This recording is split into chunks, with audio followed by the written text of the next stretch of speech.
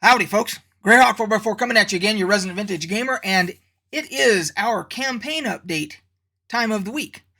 This is we're using the old school Essentials rule set in the Dolmenwood campaign for our weekly D&D game that we play right here.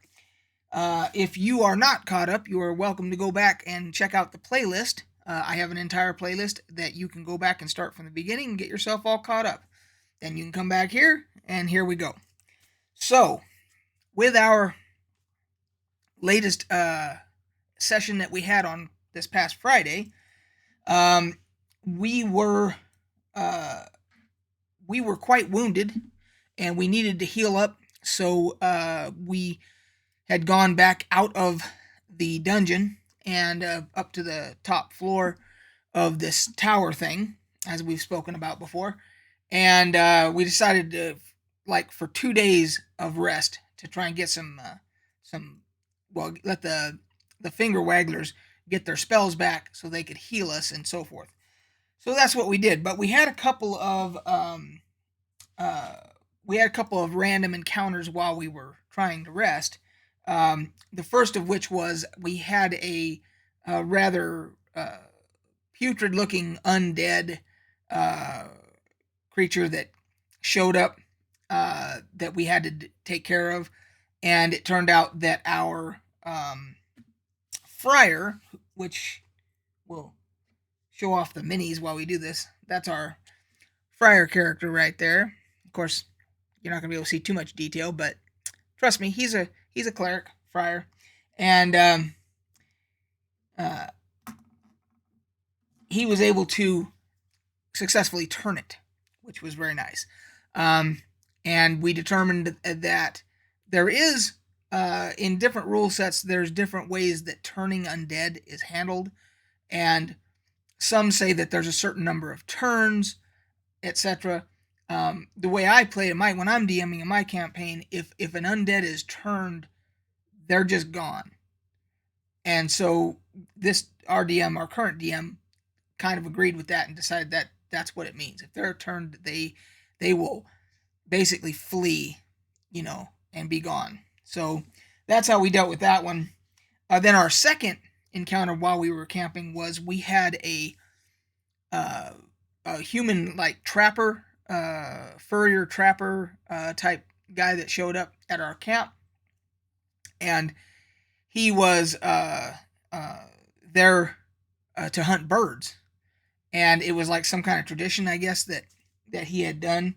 And we basically didn't trust him because all the crazy shit that we've seen up to this point, we're not trusting anybody. And as a result of our paranoia or excessive cautiousness, however you want to look at it, he decided to take off. He was at our camp with us for a little bit, but we started freaking him out because we were not trusting him at all. We kept on drawing blades and all that type of stuff, and he was like, you know what, I'm out. And so he left. So there was no combat there or anything, but our paranoia drove him away. So but then we started back down into the dungeon once we got healed back up and so forth.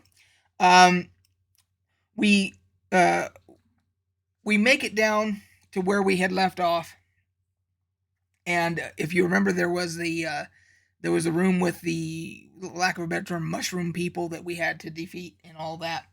And we continued on from there.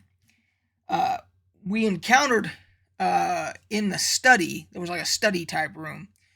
We went in there, and I spoke a little bit about it on my live yesterday, that as we walked in, something dropped from above, and it was this mushroom lady type creature that was like just some type of fungi, and she had the way the DM described it was that she had, instead of legs, she had like a skirt of more mushrooms and fungi that fanned out, and when she fell, she was able to land on one of our party members, Randy Midnight, one each, Randy Midnight, one of the fighters, and fell on him and enveloped him with basically her skirt of like mushrooms and fungi and all that other stuff.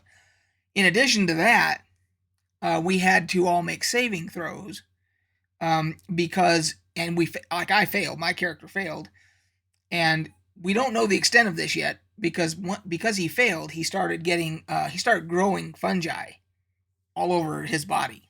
This is my character here. This is Zwei Wagner. I wish that would show you some better detail, but that is Zwei Wagner for the 2 seconds that you can actually see some detail on him. Because he does wear plate mail. But he is basically, I'm afraid he's turning into a mushroom person. So the next time we play, that's gonna probably be an issue. So we ended up defeating her. That she was not easy to defeat. She was tough. Randy Midnight, he was damaged pretty bad, but luckily the healers had some healing spells, got him back up, and we continued on. In that room, in that study area, there was a kind of a glyph of warding that prevented most of us from getting through to there was like this dais, plinth type of a pedestal thing, and it was a book or something on it, a document, and we couldn't get through there except for the wizard was able to get, the magic user, our magic user Braun there, and he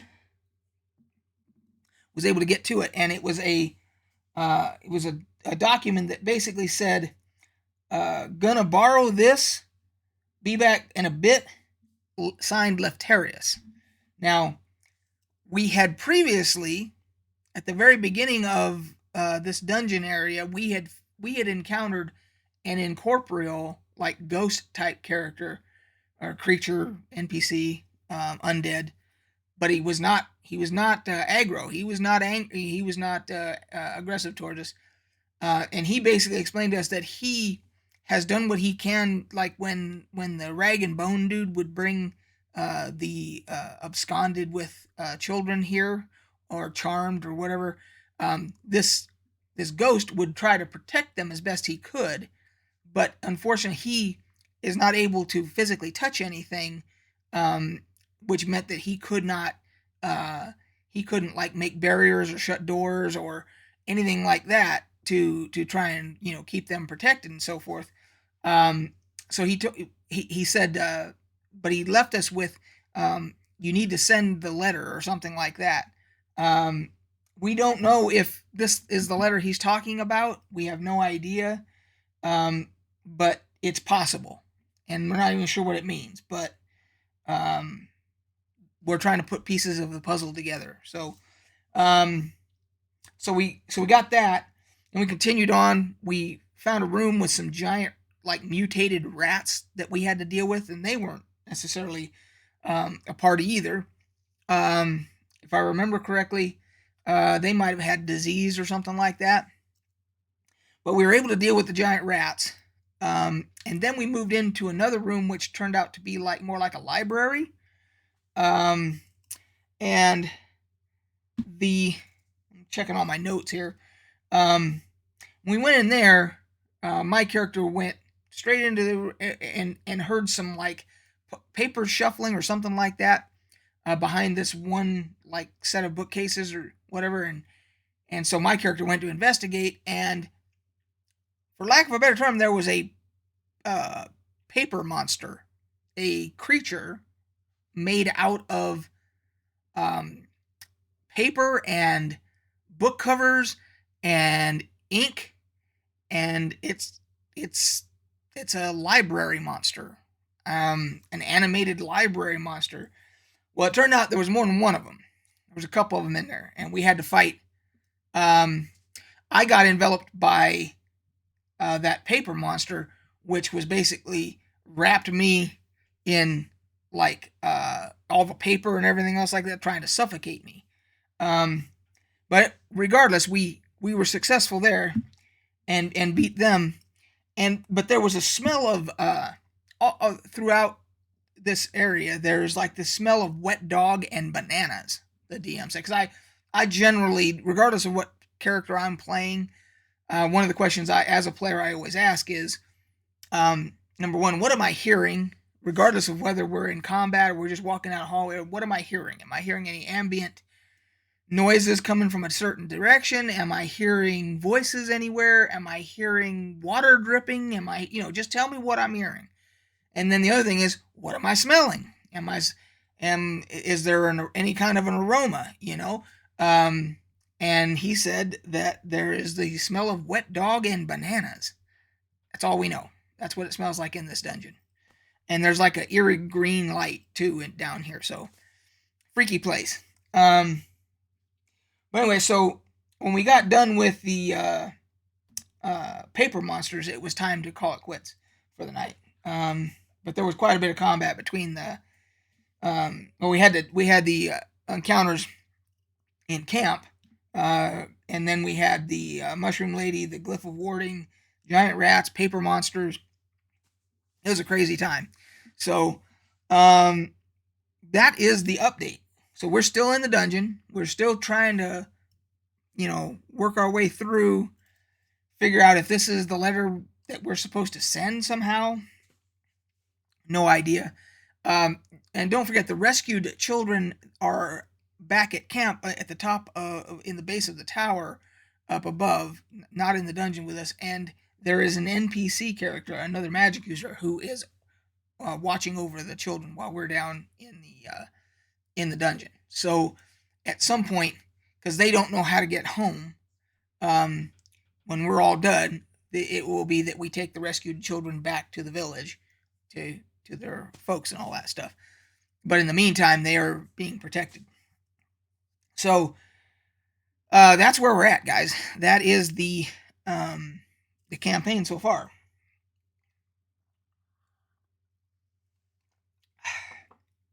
If you have any questions, tomorrow I'm doing the unboxing of my Dark Tower Kickstarter massive full-blown game thing over here. So I'm going to do that tomorrow. But if there's any questions on anything I covered here that you guys put in the comments below, I will also, during that same video, I will answer any questions that you put below here. So with that, I think that'll do it. We're all caught up, guys, and we'll catch you on the flip side.